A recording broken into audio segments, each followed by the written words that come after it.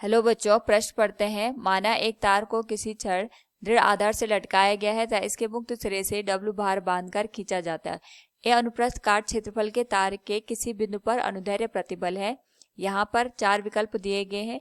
तो सबसे पहले हम यहाँ पे मुख्य अवधारणा का प्रयोग करेंगे और इस स्थिति में जो हमारे पास यहाँ पे मुख्य अवधारणा है वह है वस्तु पर लगने वाला प्रतिबल।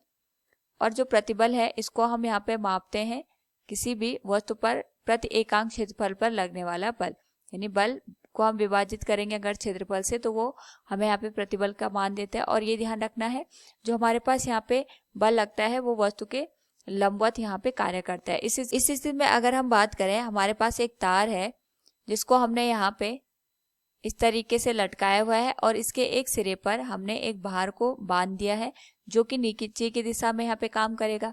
हमें ये ध्यान रखना है कि यहाँ पे नीचे की ओर यहाँ पे बल जो कार्य करेगा वो गुरुत्वाकर्षण बल की वजह से यहाँ पे कार्य करेगा।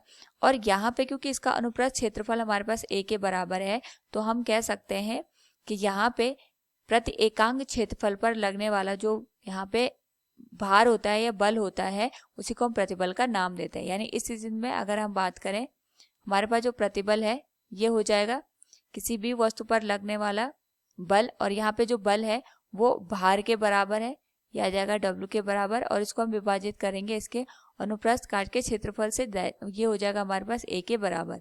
तो यानी W/a का जो यहाँ पे अनुपात है ये हमें प्रतिबल का मान देगा। तो दिए गए प्रश्न से हम कह सकते हैं दिए गए तार के किसी बिंदु पर अनुदैर्ध्य प्रतिबल है, ये आ जाएगा W/a। हमारे पास विकल्प भी सत्य हो जाएगा। उम्मीद है आपको समझ में आया होगा। धन्यवाद।